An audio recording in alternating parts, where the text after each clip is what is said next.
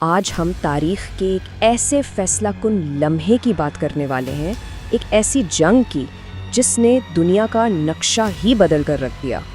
جی ہاں، یہ صرف میدان جنگ کی کہانی نہیں ہے، یہ اس لمحے کی داستان ہے جب طاقت کا توازن ہمیشہ کے لیے بدلنے والا تھا۔ تو یہ سب شروع کیسے ہوا؟ اکثر بڑے طوفانوں کی شروعات ایک بہت چھوٹی سی چنگاری سے ہوتی ہے، اور یہاں وہ چنگاری تھا ایک تجارتی قافلہ۔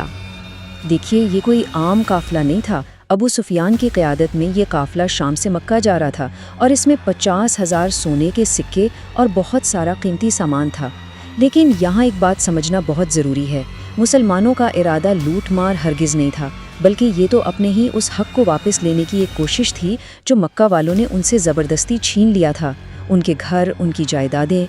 ابو سفیان کو جیسے ہی خطرے کا احساس ہوا، اس نے فوراً ایک قاصد کو مکہ کی طرف دوڑایا۔ وہ قاصد جب مکہ پہنچا تو اس نے ایک عجیب کام کیا۔ اس زمانے کے رواج کے مطابق اس نے اپنے اونٹ کے کان اور ناک کاٹ دیے، اپنے کپڑے پھاڑ لیے اور چیخ چیخ کر کہنے لگا کہ قریش، اپنے قافلے کو بچاؤ، مطلب ایک ہنگامی حالت کا اعلان کر دیا۔ اب مکہ میں جب یہ خبر پہنچی تو ہلچل تو مچ گئی، لیکن ان کا جو رد عمل تھا وہ صرف اپنے قافلے کو بچانے کا نہیں تھا، بلکہ اس میں طاقت کا نشہ اور تکبر صاف نظر آ رہا تھا۔ تو میدان جنگ میں دو بالکل مختلف لشکر آمنے سامنے آ کھڑے ہوئے۔ ایک طرف تھے قریش، تعداد میں بھی زیادہ، ہتھیار بھی بہترین، اور دوسری طرف تھے مسلمان، جن کی تعداد بہت کم تھی، سامان معمولی تھا، لیکن ان کی سب سے بڑی طاقت تھی ان کا ایمان اور انصاف حاصل کرنے کا جذبہ۔ مسلمانوں کی کل تعداد صرف 313 تھی، جی صرف 313۔ جب قریش کے سردار ابو جہل نے یہ تعداد سنی تو اس نے تکبر سے کہا لگایا اور پوچھا، کیا صرف 313؟ اس کے مقابلے میں قریش کا لشکر 1000 تربیت یافتہ جنگجوؤں پر مشتمل تھا۔ سوچئے ذرا، ہر ایک مسلمان کے مقابلے میں 3 سے زیادہ سپاہی۔ ابو جہل نے بڑے غرور سے اعلان کیا کہ وہ 1000 کا لشکر لے کر جائے گا۔ اس کے پاس 100 گھوڑے تھے، سینکڑوں اونٹ تھے۔ اس کا ارادہ بالکل صاف تھا، وہ مسلمانوں کا نام و نشان مٹا دینا چاہتا تھا۔ اور حیرت کی بات یہ ہے کہ یہ جنگ ٹل سکتی تھی۔ ابو سفیان نے اپنا قافلہ بچا کر پیغام بھیج دیا تھا کہ اب لشکر کی کوئی ضرورت نہیں، واپس آ جاؤ۔ مگر ابو جہل طاقت کے نشے میں اتنا چور تھا کہ اس نے واپس جانے سے صاف انکار کر دیا۔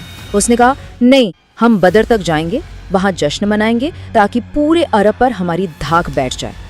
اور بس اسی ضد اور تکبر کی وجہ سے دونوں لشکر بدر کے میدان میں آمنے سامنے آ گئے۔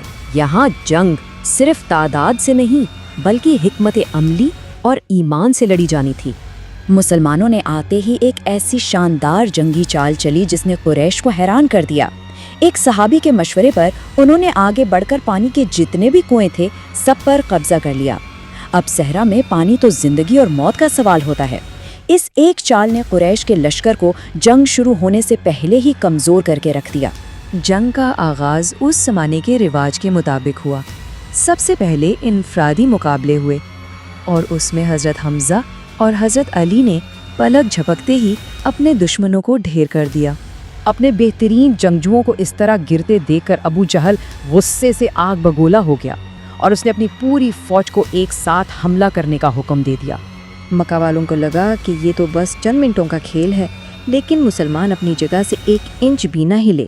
انہوں نے ایک ایسی مضبوط دفاعی لائن بنائی کہ قریش حیران رہ گئے، اور پھر ایک معجزہ ہوا۔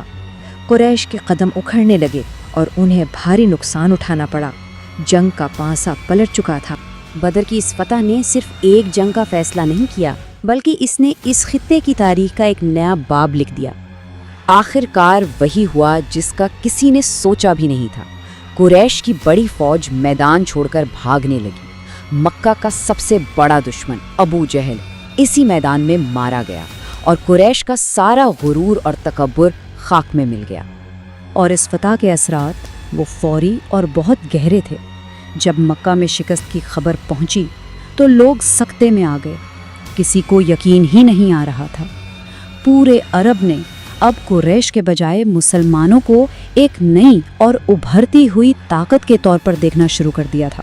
لیکن اس عظیم الشان فتح کے ساتھ ایک ذاتی غم بھی جڑا ہوا تھا جس نے اس خوشی کو تھوڑا ادھورا کر دیا۔ جب فاتح لشکر مدینہ واپس پہنچا تو پورے شہر میں جشن کا سما تھا، ہر طرف خوشی ہی خوشی تھی۔ یہ واقعی ایک تاریخی اور یادگار لمحہ تھا۔ لیکن جیسے ہی رسول پاک گھر پہنچے انہیں ایک انتہائی دکھ بھری خبر ملی۔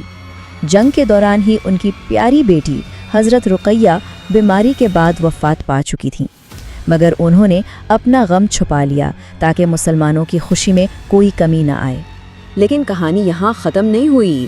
ابو سفیان جو بدر سے بچ نکلا تھا اب بدلے کی آگ میں جل رہا تھا۔ اس نے قسم کھائی اور ایک بہت بڑا لشکر جمع کرنا شروع کر دیا، پچھلے لشکر سے 3 گنا بڑا۔